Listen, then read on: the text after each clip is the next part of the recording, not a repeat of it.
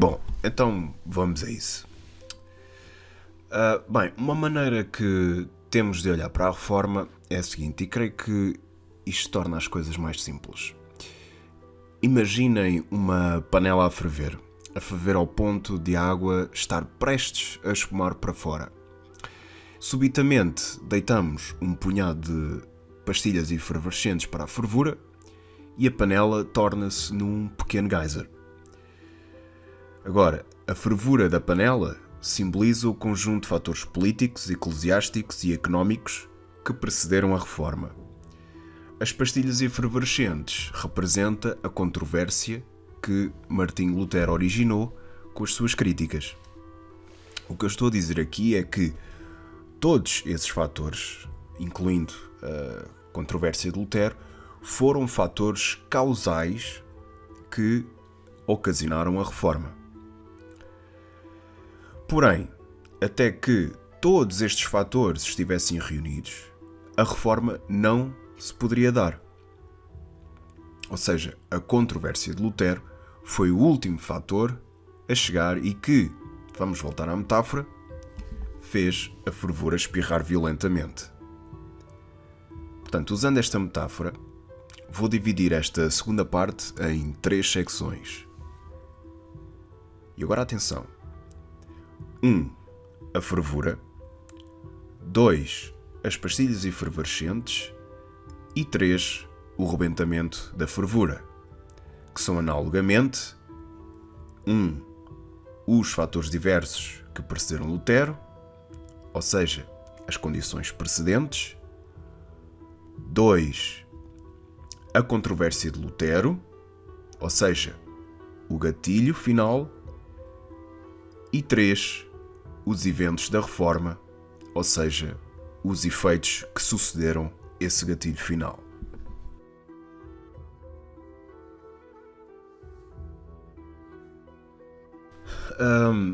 Como já disse no vídeo anterior, 2 linhas de tensão na Igreja Católica pré-reforma eram 1. Problemas relacionados com a distribuição de poderes eclesiásticos e 2. Problemas respeitantes à prática religiosa e às teorias teológicas que fundavam essas práticas. Agora, sobre já falámos no vídeo anterior sobre a controvérsia do conciliarismo versus supremacia papal. A questão é que os problemas de governo dentro da Igreja não começam e acabam aqui.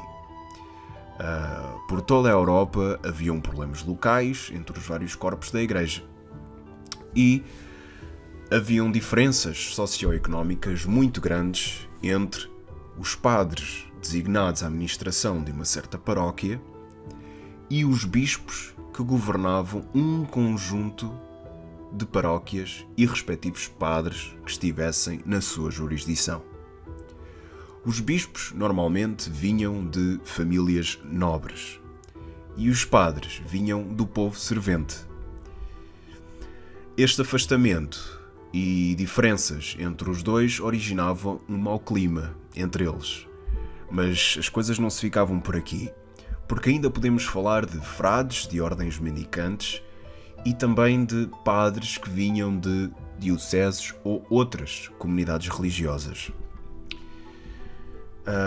Haviam locais na Europa em que estes homens da Igreja combatiam entre si só pela atenção do povo. Havia uma espécie de competição entre as ordens religiosas da Igreja Romista pelo título de quem mais almas poderia levar à salvação. Isto para nós pode parecer tolo, nós aqui agora no presente, mas entre aqueles que genuinamente queriam salvar almas e aqueles que queriam apenas trazer prestígio para as suas ordens ou para si mesmos individualmente, isto era um assunto super sério. Agora, misturado com estas questões, estava o ponto 2, ou seja, as questões teológicas. A Igreja Católica, pelo menos até ao Concílio de Trento, sempre foi muito pouco uniforme nas suas produções teológicas. Sim,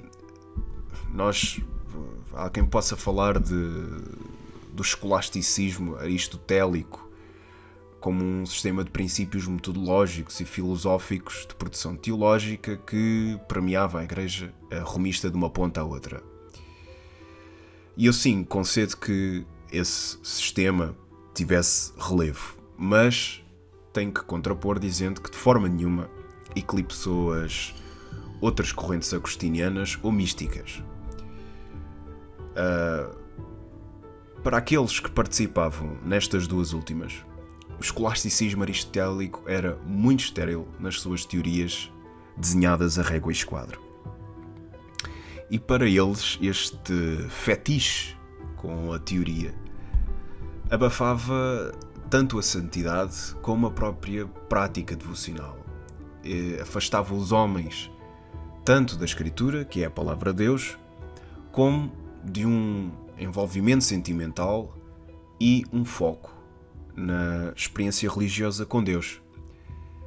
Esta abordagem mais experimentalista da religião, esta de que acabei de falar, vem mais tarde a ganhar bastante tração por toda a Europa e foi aquela principalmente adotada pelos nossos reformadores protestantes.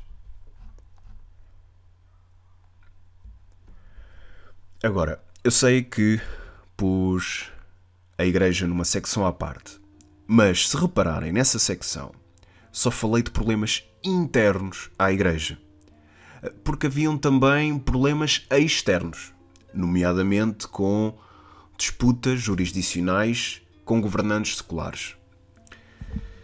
Pondo as coisas em termos de um versus, podemos pensar em Igreja Papal versus governos seculares locais, principalmente no território todo retalhado do Sacro Império Romano Germânico. Mas então, o que é que estava em disputa destes dois lados? E eu pergunto-vos a vocês, o que é que acham? Isto vai sempre dar ao mesmo. Guito, money, grana, cara. É sempre isto. É que nem as dinastias nobiliárquicas e reais, nem a Igreja vivem do ar. E tanto um como o outro precisavam de dinheiro para preservar ou expandir as infraestruturas que asseguravam os seus governos, assim, claro está, como os luxos com que os seus membros viviam. Na Igreja, obviamente, estou só a falar dos prelados, só esses é que viviam à grande. E, portanto, a competição também tinha que ver com quem conseguia coletar mais impostos nas suas jurisdições. Claro está, também há aqueles instintos amacacados que a espécie humana tem por zelo territorial. Isto porquê? É que, quando se tem poder sobre uma certa população e uma área territorial, aqueles que estão nesse poder podem literalmente moldar, com algumas restrições, certo? O ambiente circundante para que lhes seja mais satisfatório.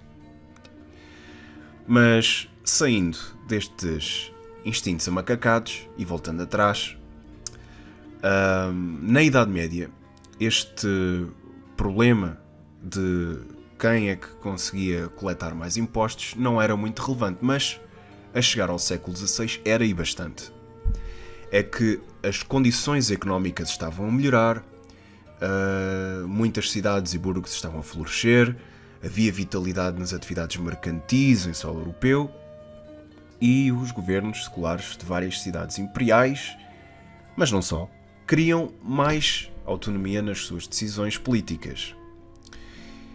E, nesta contenda, uns seguiram vias mais diplomáticas, do género eu cedo um bocadinho e tu cedes um bocadinho, como por exemplo o acordo entre Frederico III e o Papa Eugênio IV em 1448, enquanto que haviam outros que seguiam vias de desvinculação completa, como por exemplo o Henrique VII, o filho do famoso Henrique VIII, que limitou em grande medida o poder executivo das autoridades romistas em Inglaterra, assim como a sua isenção de impostos. Neste processo de transferência de poderes, muitas das responsabilidades da Igreja, como por exemplo financiar e gerir hospitais, escolas, serviços sociais sobre a pobreza, formação e colocação de padres em igrejas locais, entre outros, estavam agora sob a iniciativa da esfera civil, protegida por quem? Pelos tais governos seculares. Zurique e Nuremberg são bons exemplos deste estado de coisas. O evento que tradicionalmente marca o início da Reforma é a célebre fixação das 95 teses teológicas de Lutero nas portas da Igreja de Wittenberg em 1517. Este evento é aquele que talvez tenha mais potencial para fazer filmes e escrever romances históricos. Porém, talvez não seja cientificamente aquele que sozinho despoltou a agitação belicosa da Reforma. Creio que é mais correto falar de um processo que serviu de gatilho final à Reforma que apenas um evento, aquele que eu acabei de mencionar. E que processo foi esse? O processo que envolveu a perseguição, a excomunhão e declaração de heresia pela Igreja Romana sobre Martinho Lutero. E este processo pode ser compreendido entre 1517 e 1521. Portanto, não foi um evento que levou talvez uns 10 minutos em 1517. Foi este processo todo. É que era normalíssimo afixarem teses nas portas de Wittenberg para discussão posterior. A discussão entre quem? Entre teólogos, claro. Agora, não fossem outros intervenientes mais politicamente militantes a quererem cuspir para todo o lado as teses de Lutero através das novas tecnologias de imprensa, é razoável postular, por comparação com outras teses afixadas, que as de Lutero ficariam limitadas às disputas entre os intelectuais da Igreja. Então, mas e o que é que levou Lutero a escrever essas tão controversas 95 teses? Bom, é que Lutero fazia parte da tal tradição agostiniana que se inseria naquela abordagem que já falei, em que se metia uma tónica acrescida na parte espiritual da religião. Maior envolvimento emocional. E Lutero ficou especialmente afetado com a idolatria da Igreja de Roma, com a prática das indulgências. Isto é o quê? Eram uns pagamentos que as pessoas faziam para que a Igreja remitisse os seus pecados e diminuísse o tempo delas no purgatório. Para Lutero isto era tudo uma cambada de tretas e por isso isto acabou por ser o motivo que o levou a militar contra estas práticas devocionais, entre outras. A Igreja, ainda com a memória viva do que se passou com Jan Hus, não se esqueçam, e os seus seguidores, os hussitas, fez uma tempestade num copo d'água e parecia que quanto mais queriam esborrachar Lutero, mais se inflava a sua personagem heroica junto das pessoas. Por fim, a partir daqui há mesmo muita coisa para dizer. Muitos acontecimentos por toda a Europa, mas talvez os possamos arrumar numas quantas gavetas de forma a ficar com este gigante intervalo de tempo arrumado num pequeno espaço. Numa primeira gaveta podemos arrumar o conjunto de eventos que se relaciona com tentativas da Igreja Romana coexistir com as novas fés luteranas. Nesta gaveta podemos incluir, por exemplo, a Confissão de Augsburg, que é uma formalização institucional das doutrinas promovidas por Lutero, que afirmam uma grande proximidade com a Igreja Papal. Estes eventos podem se encontrar entre a década de 20 e 50 do século XVI na Europa Central e Norte. E aqui é de notar que estas atividades diplomáticas não eram novas. Já vimos que havia competição entre ordens de igreja e entre a igreja e os governos civis. Do lado protestante podemos encontrar uma aliança entre clérigos separatistas da igreja e governos civis, do outro lado, a igreja defensora da supremacia papal. Numa outra gaveta, podemos arrumar o conjunto de eventos relacionados com a mencionada Segunda Reforma. Enquanto que os luteranos estavam dispostos a discutir pontos de convergência com Roma, havia muitos outros reformadores que não estavam. E é aqui que entra a corrente reformadora etiquetada como calvinista.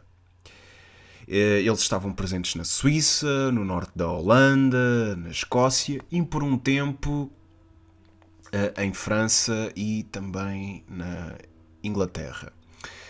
E esta corrente de refés reivindicava para si e para os governos seculares que as protegiam um distanciamento completo da Igreja Romana. Uma outra corrente nesta temática separatista foi o anglicanismo. Há bocado eu disse que teve por um tempo a Inglaterra, foi precisamente este anglicanismo que asfixiou por completo o calvinismo lá. E que é um híbrido eclético de várias abordagens teológicas, desenhado para servir os monarcas de Inglaterra. O primeiro grande evento de separação de Inglaterra com a Igreja Romana foi o ato de supremacia do Henrique VIII em 1534 e que colocava o rei como cabeça da Igreja Inglesa. Nesta gaveta podemos incluir a primeira confissão helvética, a confissão de fé francesa, a confissão escocesa, a confissão belga e os 12 artigos de Inglaterra que começaram a ser desenvolvidos entre 1536 e acabaram em 1571, entre outros. Numa terceira gaveta, e esta é a última, podemos arrumar o conjunto de eventos relacionados com a reação católica à expansão protestante, a chamada Contra-Reforma. Aqui talvez faça sentido pôr o Concílio de Trento como ponto de partida para todas as revitalizações católicas posteriores. Que tipo de coisas é que podemos incluir nestas revitalizações? Podemos falar da criação de novas ordens, intensificação das atividades inquisitórias, reestruturação da organização eclesiástica, uso de táticas protestantes de propaganda, aproximação das estruturas institucionais ao laicado e melhoramento do treino do clero para a prestação de serviços religiosos. E pode-se agora perguntar, mas porquê pensar em todos os eventos da Reforma, sejam políticos, económicos ou bélicos, em termos de confissões, concílios, concordâncias, pronto, aqueles eventos em que os teólogos se reuniam todos e discutiam quais é que seriam as doutrinas que um certo Estado deveria adotar. Porque, recordando como terminamos o vídeo anterior, a Reforma foi um processo de redefinição de fronteiras entre territórios políticos com base em identidades religiosas. E estas confissões e concílios, etc., eram os produtos teológicos que permitiam precisamente demarcar a identidade de um povo em relação ao outro. Era do interesse dos governantes seculares apoiar todas estas atividades eclesiásticas. Era o trabalho teórico dos teólogos que lhes davam a justificação racional, ou racionalizava as suas atividades políticas e conferia unidade cultural dentro das suas jurisdições. E that's all, folks. Espero ter compactado a informação sobre a Reforma Protestante tanto quanto possível e que esteja lá o essencial para ficarem com uma noção de raspão do que é que aconteceu há 500 anos atrás e que trouxe esta fé cristã neste momento de encontro, que é o calvinismo. E até ao próximo vídeo.